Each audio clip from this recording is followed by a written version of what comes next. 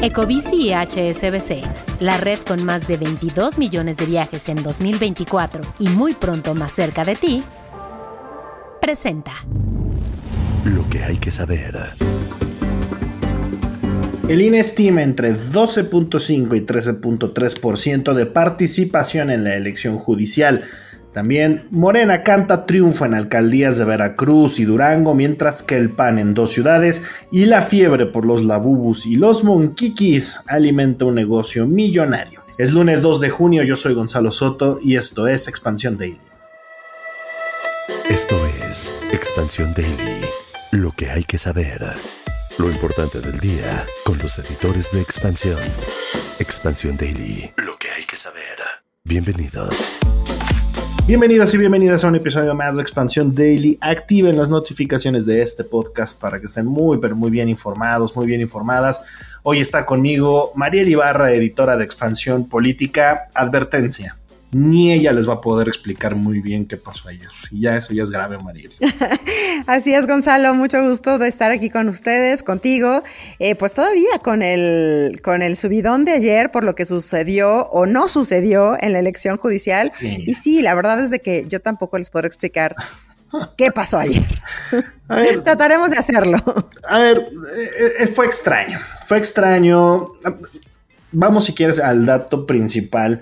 Y es que, a diferencia de cualquier otra elección, no hubo como tal ganadores. Es decir, todavía en estos momentos se siguen contando votos, se siguen realizando escrutinios, ¿verdad?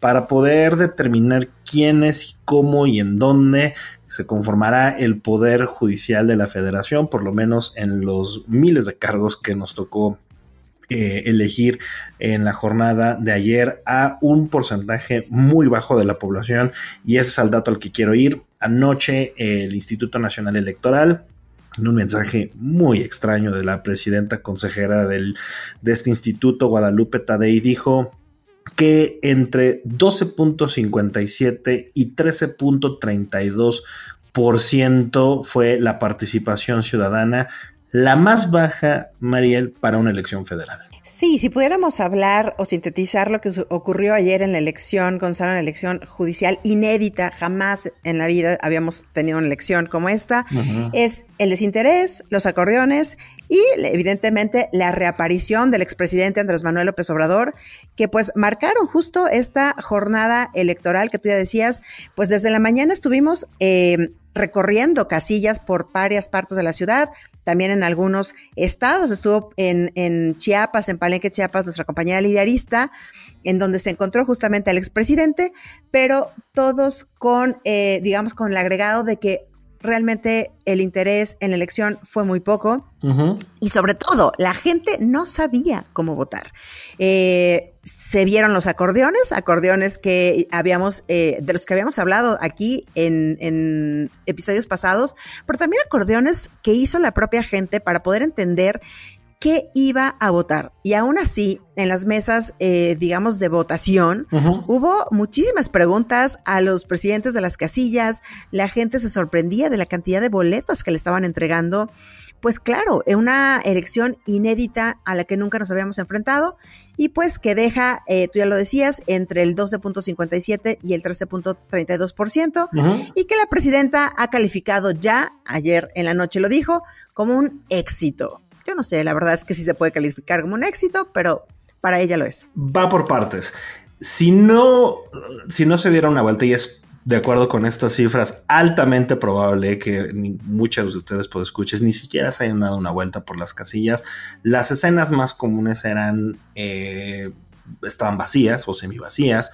Si había gente era porque normalmente se acumulaba, porque para votar uno se tardaba pues entre 12, 15, nos decía ayer Arturo Espinosa Silis en nuestro live, en nuestra transmisión en vivo que hicimos ayer por la noche. Se la perdieron, por cierto. Aquí les vamos a dejar la liga para que puedan echarle un ojo. Nos decía que hasta 28 minutos en algunos casos, lo cual me parece ya una auténtica locura. Yo ya digo, de verdad, casi media hora ya desistes de esto, pero bueno, alguien se aferró a 28 minutos de votación.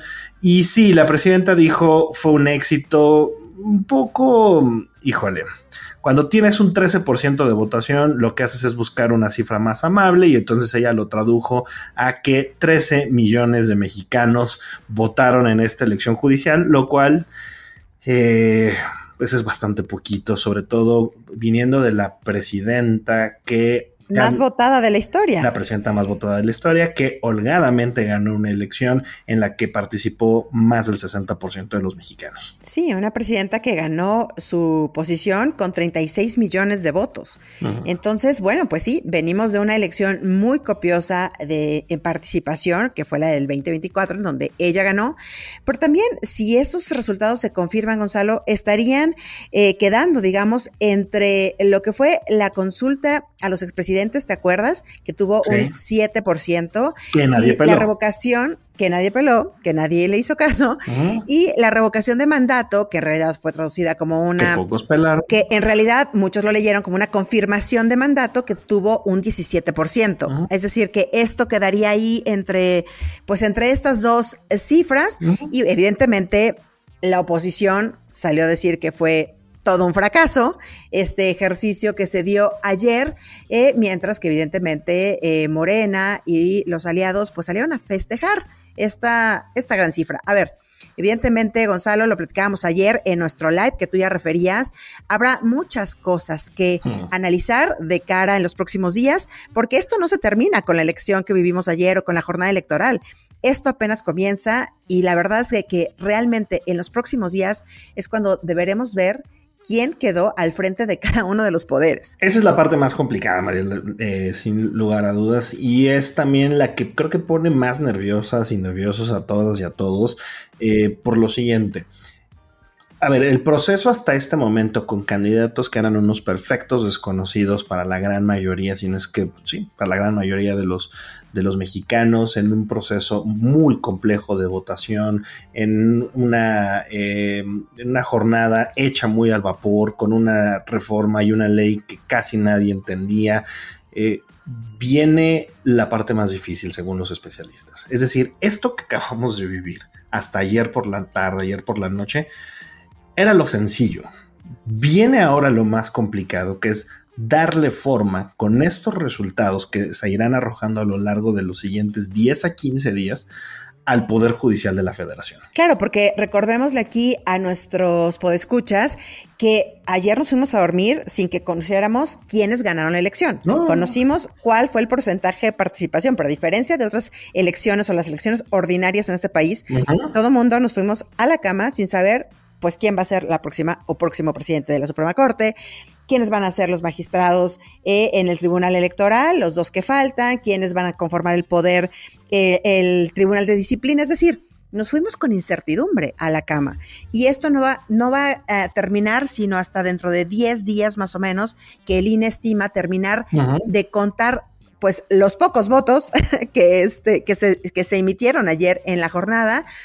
Y que tampoco con eso terminará el tema, Gonzalo, porque hay que recordar que en los últimos días antes de la elección hubo un tema muy importante y que fue la idoneidad de los candidatos. Es decir, muchas organizaciones se dieron a la tarea de revisar el historial de algunos de los candidatos que contendieron, porque no se les bajó, contendieron y muchos de ellos pudieron haber ganado estas elecciones que no eran idóneos. ¿Por qué? Porque tenían procesos judiciales pendientes, porque habían tenido condenas o estaban condenados en Estados Unidos por temas de narcotráfico, porque están ligados a capos de los cárteles en México, porque debían pensiones alimenticias. Bueno, es decir, varias razones por las cuales no pueden ser nuestros representantes en el Poder Judicial. Unas fichitas. Y puede que muchos de ellos hayan ganado. Una cosa que decía la presidenta anoche en su mensaje es: México es el país más democrático del mundo. Difícil de sostener cuando la persona a la que votaste ni siquiera debió haber aparecido en la boleta o posiblemente va a tener que ser revocada esa victoria ganada en las urnas, porque no hubo un proceso adecuado para poder determinar quién sí tenía esa capacidad para poder formar parte del Poder Judicial. De nuevo, estamos hablando de uno de los 3 poderes más importantes en cualquier democracia. Se supone que el Poder Judicial tiene y debe ser un contrapeso. Ayer lo decían, un juez no tiene por qué ser popular. Un juez por definición va a ser impopular con la mitad de la gente a la que atiende. Alguien gana, alguien pierde, digamos, en un tribunal, o así debería ser. En estos momentos se sometió de una manera muy, pero muy peculiar y además poco exitosa, por lo menos en lo que arrojan las cifras de participación, con poco ánimo de la gente. Decían, por ejemplo, que 30 y tantos millones de mexicanos habían votado, ¿verdad?, por la reforma judicial como parte de la presidencia, ¿verdad?, como parte de la elección presidencial del año pasado. Bueno, en esta ocasión solamente 13 millones, según los datos de la presidenta, ratificaron esta decisión. Y es que se pone en una situación a los jueces, a los magistrados y a los ministros, nos lo decía ayer Arturo Espinosa Silis, que estuvo con nosotros en el live, se les pone en una situación en donde estos jueces, que como bien dices, no tienen por qué ser populares, no tienen por qué estar llamando al voto, pues ahora se les está colocando en una situación en donde van a tener que hacer su chamba pensando en lo popular que puedan ser, porque evidentemente se tienen que someter después nuevamente a una elección para poder conservar su chamba. Tienen que ser populares, tienen que ser simpáticos, tienen que caerle bien a la gente, tienen que estar pensando en, decía él, cómo guardar un cochinito o cómo empezar a hacer un cochinito, porque las elecciones cuestan. Sí, claro. Y hay que tener dinero hasta para las volantes que tienes que darle a la gente, ¿no? Entonces se les mete en una mecánica en donde no deberían de estar los jueces, en donde los jueces solo deberían de estar pensando en hacer mejor su trabajo y llevar la justicia a la gente que llega a los tribunales, ¿no? Se emitió ya el veredicto del voto, Mariel. Falta también que dicen, por ejemplo, qué dirán los mercados, los inversionistas, los empresarios, los bancos, los analistas alrededor de esta elección. Al final del día fue muy, muy por debajo de lo que se supone que algunas encuestas habían mostrado que podía llegar a alcanzar la participación de la gente en esta elección tan extraña. Y también hay que decirlo, no estamos necesariamente en el mejor de los escenarios como país para que encima de esto le hayamos puesto la cereza del pastel, una incertidumbre sobre lo que va a ocurrir de aquí al 1 de septiembre, Mariel, que entre en vigor por lo menos la nueva Suprema Corte de Justicia. Sí, claro, porque ese momento sí ya está fijado en el calendario. El 1 de septiembre entra el nuevo Poder Judicial. El 30 de agosto se despiden los actuales ministros, magistrados, algunos de ellos, y pues se van a su casa, los que no participaron en la elección y los que no ganaron, por supuesto, esta elección. Pero ya para salir de este tema, Gonzalo, pues ¿quién crees que sí dio la nota y se llevó la nota buena parte del día de ayer? Como lo hizo probablemente los últimos 6 años, ¿verdad? ¿Quién más si no es que el presidente Andrés Manuel López Obrador? Pues sí, así es, el artífice de esta reforma, pues evidentemente el padre de esta reforma, salió a Palenque, donde se supone que vive desde que dejó la presidencia. En su énfasis rancho. En el se supone. Se supone, y ahorita les vamos a decir por qué. El expresidente salió a votar pues en la mañana, casi al mismo tiempo que salía la presidenta Claudia Sheinbaum. Y aquí viene el dato, Gonzalo. No salió, de acuerdo con lo que nos pudo reportar nuestra compañera Lidia Arista, que está enviada a Palenque, a Chiapas, a seguir justamente los pasos del expresidente. Nos dice que a 300 metros de donde está su rancho hay una casilla en donde debía haber votado el expresidente Andrés Manuel López Obrador. ¿Pero qué crees? ¿Qué? No lo hizo ahí. Votó en una casilla especial en Palenque, Chiapas, que está ubicada pues en el mero centro de el municipio. ¿Por qué? Pues eso nos dice que porque no ha cambiado su dirección hacia Palenque. ¿Me estás diciendo que el presidente es humano y comete los mismos errores que uno de no avisarle al INE cuando se cambia de domicilio? Se le olvidó avisarle al INE que ya no vive en la Ciudad de México. Debe de ser muy bonito que tu credencial de elector diga vivo en el número 1 de la Plaza de la Constitución, ¿no? O sea, debe ser padre eso y que de pronto pues ya cambies de domicilio, pero... Yo no quiero pensar mal, que todavía siga teniendo su credencial en Palacio Nacional, ¿verdad? Híjole, qué aferrado. Eso es aferrarse a la mala, al pasado. Pero bueno, sí, las imágenes del día, curiosamente, por lo menos desde la mañana, fueron las del presidente en esta reaparición de la que es, pues sí, él es el autor intelectual. Esta reforma, esta elección es hija suya más que de la presidenta Claudia Sheinbaum, quien ahora y a partir de este momento deberá vivir con todas las consecuencias que esto traiga. Antes de dejar el tema, Mariel, yo sí quiero nada más hacer una última pregunta, porque esta pregunta la hicimos a todos nuestros reporteros que se conectaron ayer a este live, que de nuevo los invito a que lo chequen, muy interesante. Has cubierto muchas elecciones, Mariel, de toda índole. ¿Qué adjetivo le pondrías a esta? Pues una elección totalmente desangelada, sin sabor. Okay. Es como un taco de agua. Ay, caray.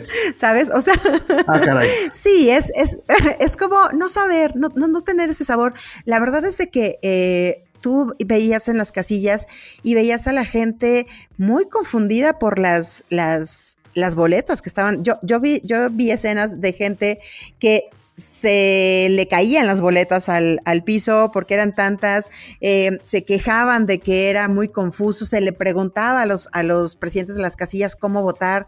Es decir, sí se nos enfrentó a nosotros como ciudadanos a una elección a la que nadie quería ir, la verdad. Sí. Decíamos ayer, un examen que en realidad era una materia que no nos habíamos anotado y de repente lo tuvimos que presentar. Sí, aparte bastante complicado. Pero bueno, también hubo elecciones en Durango y en Veracruz, Mariel. Exactamente, también hubo, por si usted no lo sabía. Nadie lo sabía, hombre. Nadie sabía eso, nadie peló a las elecciones de Durango y Veracruz. No, fíjate que sí, hubo elecciones en esos estados, elecciones para alcaldías, en donde evidentemente en la noche Morena salió a asegurar que ganaron la mayor parte de estos ayuntamientos en Veracruz y en Durango. Normal. Y por su parte, normal, totalmente normal, y por su parte, Jorge Romero, el líder nacional del PAN, afirmó o salió a festejar pues algunos de los triunfos, ¿verdad? Contundentes, dijo, como en la capital de Durango y en Boca del Río, Veracruz. Vamos a dejar ya detrás la política porque vaya que tuvimos una jornada bastante pesadita, por cierto. Muchas gracias y felicidades a toda la gente, todo el equipo de Expansión Política, que estuvo muy, muy al tiro. También ayer por la noche a la gente de Expansión Broadcasting que nos apoyó con el tema de este live. Y desde luego para este podcast, si quieren más información, vayan a visitar Expansión Política. Ahí le vamos a dar seguimiento a lo largo de los próximos días a toda la información que siga pues brotando de esto que sucedió ayer. Pero bueno, temas más amables. Resulta que las alianzas son la nueva esperanza del streaming y de los usuarios. Y es que, por ejemplo, Mariel, un poco de manera inesperada, ViX y Disney se unieron para lanzar una oferta combinada en la que suscriptores de Televisa, Univision podrán acceder al catálogo de Disney como parte de su suscripción, para que los usuarios puedan tener una parrilla de 2 plataformas a través de solamente una cuenta a partir de junio. No es una mala idea. No, la verdad es que no, es una buena noticia. No te quiero preguntar cuántas plataformas pagas, porque no sé que pagas algunas. Sí, no lo voy a responder. Son de esas preguntas que me rehúso a responder hoy en día. Pero mira, esto va a convenir porque según Radamés Camargo, que es gerente de análisis de la consultora de CU, explicó que el costo puede reducirse hasta el 40% al tener este combo para acceder a ambas plataformas de streaming, lo cual, la verdad, pues es atractivo. Evidentemente yo me voy más por Disney, pero bueno, pues tener la otra no está mal. Sobre todo por los partidos, por las copas de la Copa Mundial, de clubes y todo esto, ¿no? También es para facilitar. La verdad es que es bien complejo y yo he tenido que regresar así como 15 años en el tiempo a buscar en el periódico, ¿verdad? En por qué plataforma, por qué canal van a pasar X o Y partido. Se ha vuelto bastante complejo. Bueno, se supone que esto es una especie de simplificación. Es la pregunta de domingo de mi papá en los chats de la familia. Oigan, ¿dónde va a pasar el fútbol? Y nadie sabe. Porque nunca se sabe dónde va a ocurrir un partido, ¿no? Sí. Ya son tantas plataformas y estamos tan pulverizados en términos de contenido que se ha vuelto muy, pero muy complejo. Pero bueno, en este día tan peculiar tenemos una noticia curiosa. Aunque a veces parezca, no todo está perdido. Y bueno, Mariel, yo sí tuve que googlear todos los siguientes términos o todos los siguientes nombres. Labubus, monquiquis y ternurines. Discúlpenme ustedes, la verdad, pero yo se los tuve que googlear porque resulta que estos personajes o estos muñequitos, estas caricaturas, han dado vida a un negocio millonario de peluches y de juguetes que probablemente ustedes sí ya los han visto con algunos de sus compañeros de trabajo, si no es que ustedes mismos los coleccionan. ¿Qué tema este? ¿Qué tema? Yo también no conocía algunos, Gonzalo, yo también tuve que googlear algunos, no otros sí son bastante conocidos por mí, pero no sabía que se habían vuelto o que habían revivido y que ya eran un fenómeno. Estoy hablando, por ejemplo, de los monquiquis, yo los veía en mi infancia, pero no sabía que ahora estaban de supermoda y que los habían regresado y que ahora es muy costoso tener uno para poderlo poner en tu celular, ¿no? Y que te acompañe a todos lados.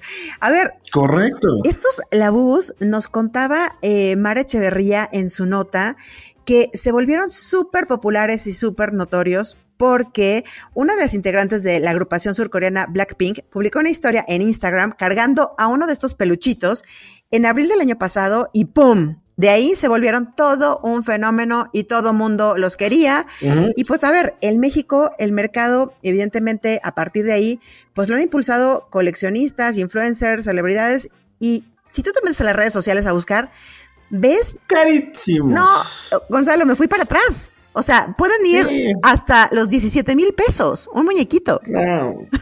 Y me dicen que esos no son, me han dicho que esos no son propiamente los más costosos. A ver, y hay coleccionistas, hay especialistas.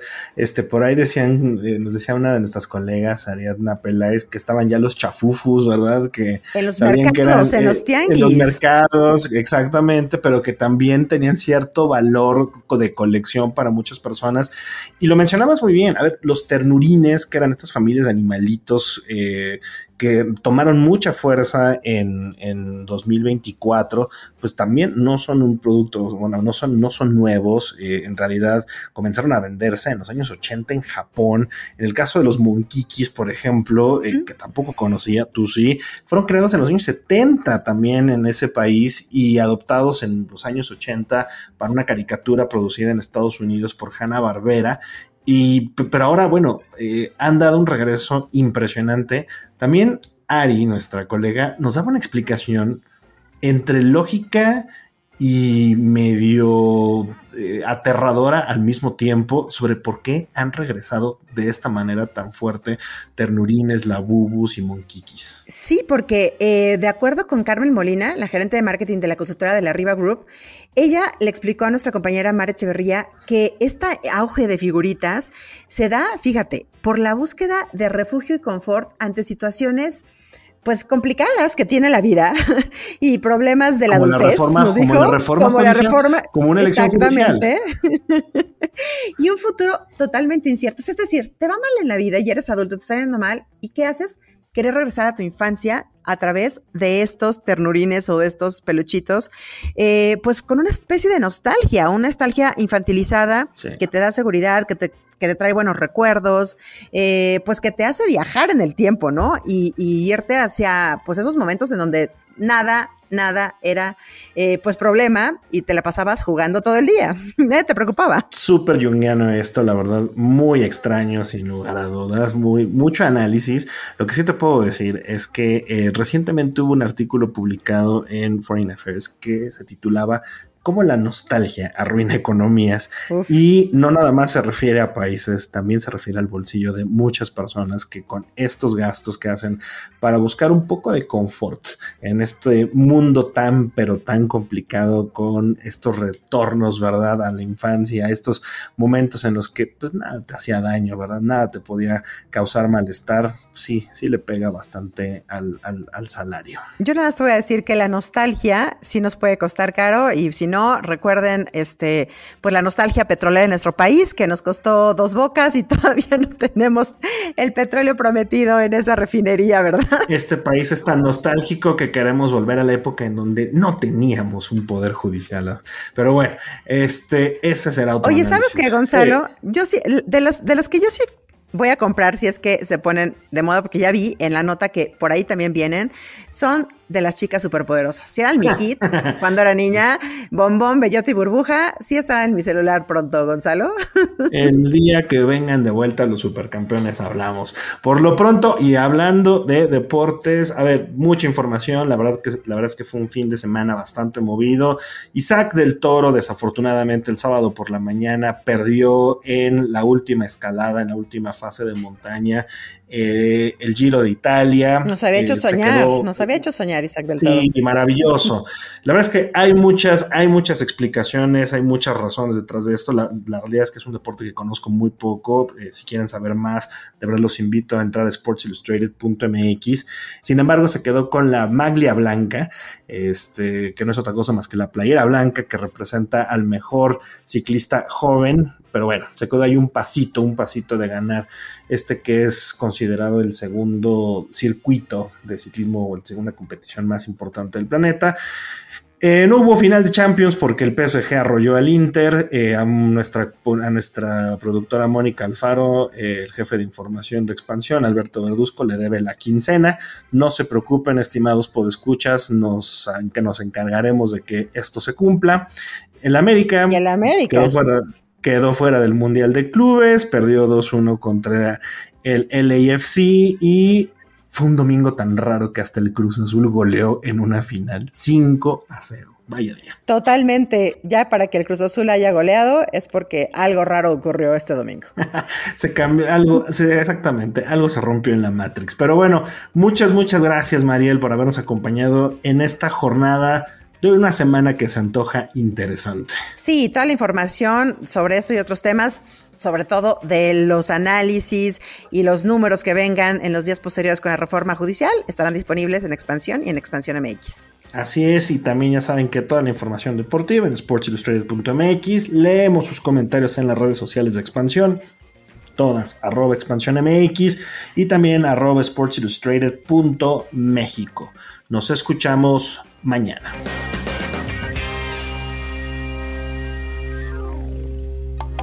Expansión Daily. Escucha un nuevo episodio lunes a viernes a partir de las 6 de la mañana. Expansión Daily es un podcast de Expansión. Este episodio llega a ti gracias a rss.com, el podcasting hecho simple. Ecobici y HSBC, la red con más de 22 millones de viajes en 2024 y muy pronto más cerca de ti, presentó.